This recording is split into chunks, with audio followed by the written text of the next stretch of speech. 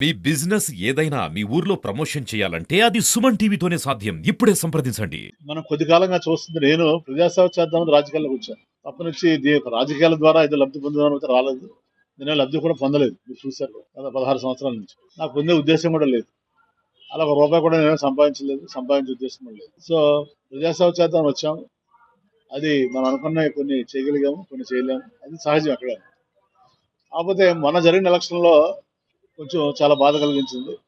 ఎందుకంటే 5 సంవత్సరాలు ప్రజల మధ్యన ఉండి 7-8 గంటల రోజుకి గడప గడపకి తిరిగి మరి సుమారు 3,70,000 ఓటర్లు ఉన్నారు భీమిలి నియోజకవర్గం. 3,70,000 ఓటర్లలో కనీసం నేను 3,50,000 మందిని టచ్ చేశాను. సేవ చేశాను. 8 గంటలు తిరిగాను. తర్వాత ప్రతి ఇంటికి ఎదురు లబ్ధి చేకూర్చాను. నేను వైట్ కార్డు హోల్డర్ ఉన్నాడు. అన్నిటికంటే ముఖ్యంగా కరోనా టైంలో ఈ జిల్లాకి నేను సింగిల్ మంత్రిగా ఉన్నాను. నాకు కూడా 3 సార్లు కరోనా వచ్చింది. మా కుటుంబ సభ్యులు కూడా కరోనా వచ్చింది. నేను కరోనా కూడా నేను హైదరాబాద్ ట్రీట్మెంట్ ఇప్పించుకోగలను కార్పొరేట్ హాస్పిటల్. కానీ కరోనా కూడా ఇక్కడే ఉండి నేను కేజీహెచ్లోనే ట్రీట్మెంట్ తీసుకున్నాను. అంత నిస్వార్థంగా అంత ప్రేమతోటి నేను పనిచేయడం జరిగింది నాకు ఇచ్చిన అవకాశాన్ని. మరియు మీరు ఇచ్చినటువంటి అవకాశానికి ధన్యవాదాలు జగన్మోహన్ రెడ్డి గారికి. నా రాజీనామాను ఆవేదన కోరుతున్నాను. అదే కాపీల్ని మన విజయసాయిరెడ్డి ఆర్సీ గారికి, మా పార్టీ అధ్యక్షులు యోగా అమర్నాథ్ గారికి, అలాగే సెంట్రల్ ఆఫీస్ కూడా పంపిస్తారు. దీనిగా ఉండి మన వ్యక్తిగత పనులు చేద్దాం అనుకుంటున్నాను. నేను ఎవరిని విమర్శించదలుచుకోలేదు బ్రదర్. వాళ్ళని విమర్శిస్తే దానికి సమాధానం చెప్తాను.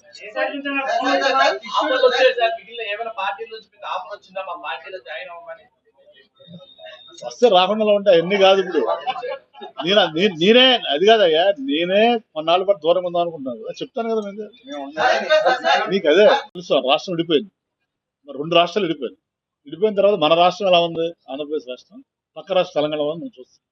సో వాళ్ళు అలా బుల్లెట్లా దూసుకుపోతున్నారు, మనం ఇలా ఉన్నాం. సో దీనికి మనం ఎవరు అనేది ప్రజలు మనం కూడా ఆలోచించాలి. ప్రతి మనిషికి అది చెప్పినట్టు వ్యక్తిగత సినిమా చెప్పిన ఉంటుంది ఎజెండా. కానీ వ్యక్తిగత ఎజెండా కానీ సొసైటీ ఎజెండా అనేది చాలా ఇంపార్టెంట్. సొసైటీ ముందుకెళ్తే మనం ముందుకెళ్తాం. మనం ముందుకెళ్ళిన సొసైటీ ఎలా పోతే ఉపయోగం కాదు. నువ్వు లైఫ్ టైం ఒక ఛానల్ పనిచేస్తున్నావు. ఇష్టమైన ఛానల్ మారట్లేదు. ఇది అంతే. అదయ్యా, మా శ్రీనివాస్ లాగా 25 నుంచి ఒక ఛానల్. వాళ్ళు కూడా మారుతారు. ప్రజలు ఏం ఆదరిస్తున్నారంటే ప్రజలు ఒక నమ్మకం విశ్వాసంతో ఒక నాయకత్వాన్ని ఎన్నుకుంటారు. ఎన్నుకున్నప్పుడు ప్రజల ఆకాంక్షలకు అనుగుణంగా పనిచేయాల్సిన బాధ్యత ప్రతి పార్టీ మీద, ప్రతి నాయకుడి మీద ఉంటుంది.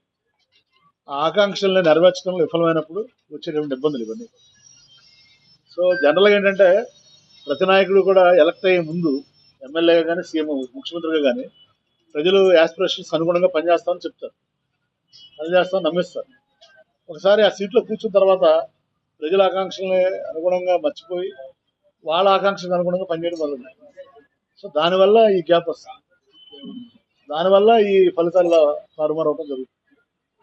సో వచ్చిన తర్వాత అయినా కనీసం ఫలితాలు వచ్చిన తర్వాత అయినా కూడా మనం ఒక విశ్లేషణాత్మకమైనటువంటి విమర్శనాత్మకమైనటువంటి ఒక ఆలోచన, ఒక బ్రెయిన్ స్ట్రోమింగ్ చేసుకుని ముందుకెళ్తారు. ఏ రాజకీయ పార్టీ అయినా, ఏ రాజకీయ అది జరగలేదు కాబట్టి నేను నిర్ణయం తీసుకున్నాను. అవినీతికి కానీ ఎలాంటి ఆరోపణలకి పాల్పడకుండా, మరి ఎలాంటి రాగద్వేషాలు కానీ, ఎలాంటి అవినీతి కానీ, బంధుప్రీతి కానీ, అశ్రిత పక్షపాతం కానీ లేకుండా నా శక్తి మేరకి భగవంతుడు నాకు ఇచ్చిన అవకాశాన్ని, ప్రజలు నాకు ఇచ్చిన అవకాశాన్ని, పార్టీలు నాకు ఇచ్చిన అవకాశాన్ని చిత్తశుద్ధితోటి, నిజాయితీతోటి నేను పనిచేసి 2 సార్లు భీమిలి శాసనసభ్యుడిగా, ఒకసారి అనకాపల్లి పార్లమెంట్ సభ్యుడిగా గెలిపించినటువంటి ప్రజలకి, మరి ప్రోత్సహించినటువంటి పార్టీ అధ్యక్షులకి, నాయకులకి అందరికీ కూడా మీ ద్వారా, అలాగే పాత్రికేయ రంగం, మరి నా అభివృద్ధిలో పాత్రికేయ మిత్రులు కూడా నన్ను తమ కుటుంబ సభ్యుల్లా చూసి